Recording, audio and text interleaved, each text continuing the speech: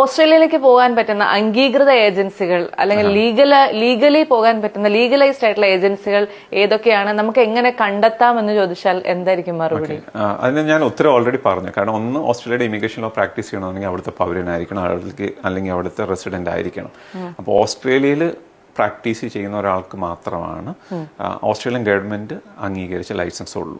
അപ്പോൾ അവരുടെ ഫേംസ് ഇന്ത്യയിലുണ്ടെങ്കിൽ, ഇപ്പം ഞങ്ങളെപ്പോലെ തന്നെ അസറ്റിന് നമ്മൾ ഓസ്ട്രേലിയൻ ബേസ്ഡ് ഫേമാണ് ഞങ്ങളുടെ ഓഫീസസ് ഇവിടെ. ഞങ്ങൾക്ക് ബാക്ക് എൻഡ് ഓഫീസസ് ആയിട്ടാണ് തുടങ്ങിയത്. കാരണം നമ്മൾ വിസ പ്രോസസ്സ് ചെയ്യുന്നതും അങ്ങനെയെല്ലാം നമ്മൾ ഇവിടുത്തെ ലോയേഴ്സിനെയാണ് നമ്മൾ എംപ്ലോയ് ചെയ്യുന്നത്. അപ്പം അതുപോലെ ഒരു 4-5 മൈഗ്രേഷൻ ഫേംസ് മാത്രമാണ് കേരളത്തിൽ ഉണ്ടാവുള്ളൂ ഓസ്ട്രേലിയൻ രജിസ്റ്റേർഡ് ആയിട്ടുള്ളത്. അത് മാര എന്ന് പറഞ്ഞ ഓസ്ട്രേലിയൻ ഇമിഗ്രേഷൻ്റെ തന്നെ വെബ്സൈറ്റിൽ പോയി കഴിഞ്ഞാൽ നമ്മുടെ സ്ഥലം അടിച്ചു കൊടുത്താൽ അതിൻ്റെ അത് കാണിക്കും ഇവിടെ ആരൊക്കെയാണ് ഓസ്ട്രേലിയൻ രജിസ്റ്റേർഡ് ആയിട്ടുള്ളത്. അല്ലെങ്കിൽ ഓസ്ട്രേലിയൻ ലോ സൊസൈറ്റി അംഗീകരിച്ച ലോയറുള്ള ഫേം ആയിരിക്കണം. ഈ 2 പ്രോസസ്സ് അല്ലാതെ ഒരാൾക്കും ഓസ്ട്രേലിയൻ മൈഗ്രേഷൻ ഫേമിലേക്ക് കൊണ്ടുവരാൻ സാധിക്കില്ല.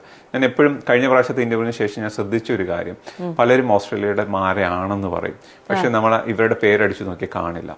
ഇപ്പൊ തന്നെ ഇവിടെ കൊച്ചിനിൽ തന്നെ 1-2 ഏജൻസികളുണ്ട് ഞങ്ങൾ മാര രജിസ്റ്റേർഡ് ആണ്. ഇതില്ലാതെ ഇപ്പൊ ആൾക്കാർ പോവാതെ എഡ്യൂക്കേഷൻ കൂടുതലായപ്പോൾ അവർക്ക് മനസ്സിലായി മാരയുള്ളവരെയാണ് നല്ലത് എന്നുള്ളത്. അപ്പൊ അവരും പറഞ്ഞോട്ടെ ഞങ്ങൾക്ക് മാരയുണ്ടെന്നുള്ളത്. അപ്പൊ അങ്ങനെയുള്ളവരോട് പറയാനുള്ളത്, നിങ്ങൾ ആ ഏജൻസിയുടെ പേര് അവിടെ പേരടിക്കുക, ഏജൻസിയുടെ പേരടിച്ചു കഴിഞ്ഞാൽ മാരയുടെ പേര് വരുമോ എന്ന് നോക്കണം.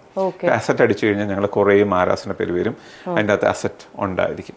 അപ്പൊ അങ്ങനെ പേരടിച്ച് നോക്കിക്കഴിഞ്ഞാൽ നിങ്ങൾക്ക് ആ ഏജൻസി ഓസ്ട്രേലിയയുടെ രജിസ്റ്റേർഡ് ആണോ എന്നുള്ളത് സാധിക്കാം.